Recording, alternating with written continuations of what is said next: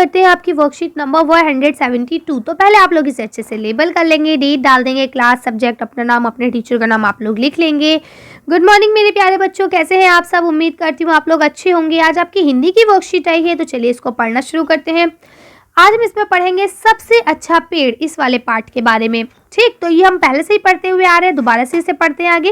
नमस्ते प्यारे बच्चों, आपने पाठ सबसे अच्छा पेड़ पढ़ा और पाठ के माध्यम से जाना कि पेड़ों की हमारे जीवन में बहुत आवश्यकता है। यानी हमने इस पाठ को पढ़ा और हमने साथ में ये भी जाना कि जो पेड़ है इनकी हमारी जिंदगी में बहुत ज़्यादा अहमियत है।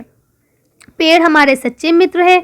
हमने ये भी जाना कि पेड़ हमारे बहुत अच्छे दोस्त होते हैं जो हमेशा हमें गिफ्ट देते रहते हैं और हमसे कभी भी कुछ नहीं लेते। चलिए अब देखते हैं कि हमने इस पाठ से क्या क्या सीखा।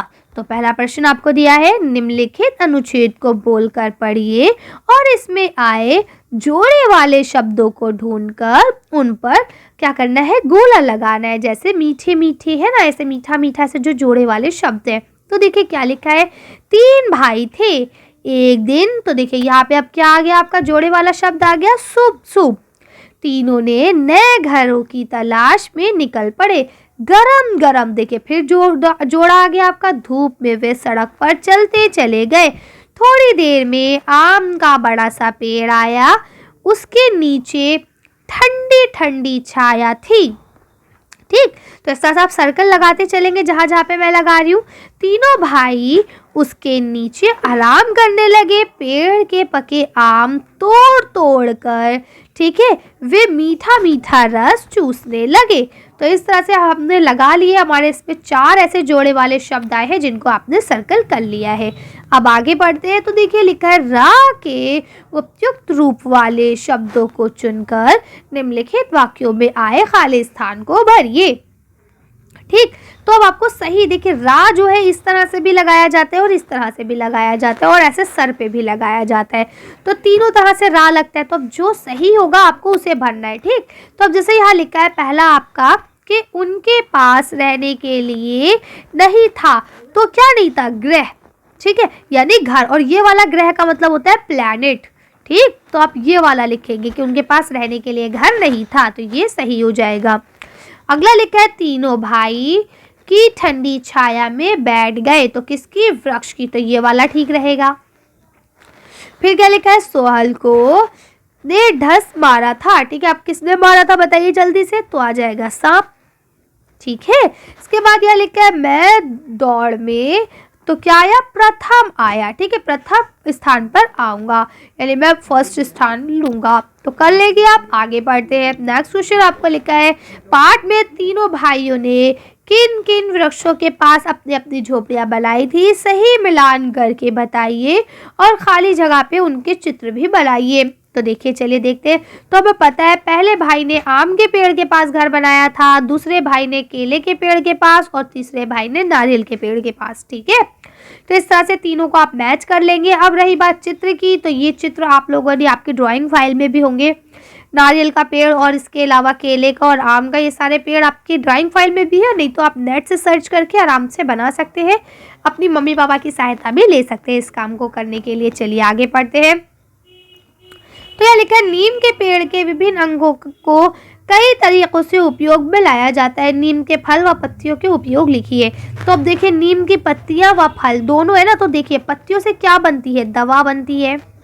ठीक है, नीम का जो फल होता है, निबकोली या निबोली बोलते हैं लोग उसे, उससे भी दवा बनती है। ठीक है, दोनों से दवा बनती है। इसके अलावा आपकी जो मच्छर वगैरह होते हैं ना, उनको मारने के काम में भी आता है। अगर आप नीम की पत्ती वगैरह रख देते हैं घर में तो उससे मच्छर नहीं आते हैं। ठीक, दवा बनती है। इसके अलावा आपके जो तेल वगैरह होते हैं सर में लगाने वाले, तो इससे तेल भी बनते हैं।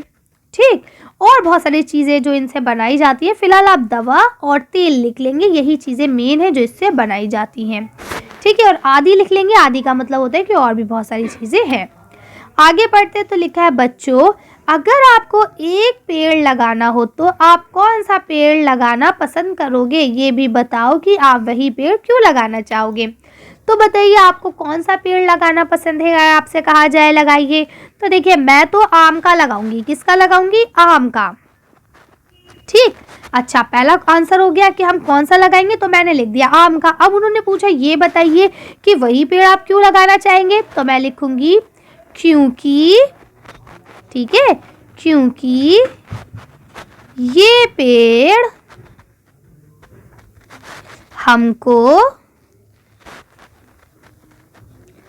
फल भी देगा, ठीक है, इससे हमें फल भी मिलेगा और इससे बहुत सारे काम और भी हो सकते हैं। कच्चे आम से हम अचार बनाते हैं, पके आम को हम टेस्टी टेस्टी करके खाते हैं, है ना। तो इस तरह से हम आम का पेड़ लगाएंगे, क्यों, क्योंकि इससे हमें फल मिलेंगे।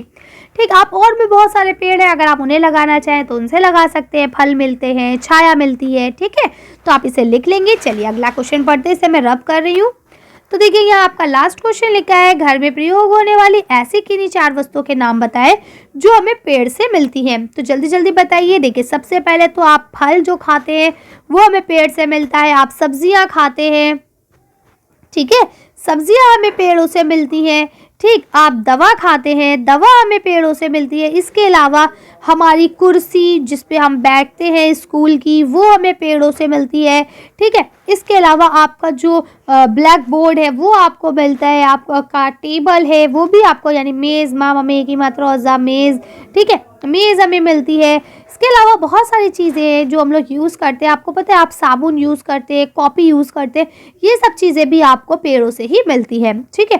तो इस तरह से आप लिख सकते हैं कि ये सारी चीज़ें हमें कहाँ से प्राप्त होती हैं, पेड़ों से मिलती हैं। चलिए, तो इस तरह से ये वाली वर्कशीट आपकी पूरी होती है, तो इसे हम यहीं ख़त्म करते हैं। आपके टीचर से कहा गया आपको अच्छे से समझाएं, और आपसे कहा गया अगर आप चाहें तो 147 और 150 को भी कर सकते हैं।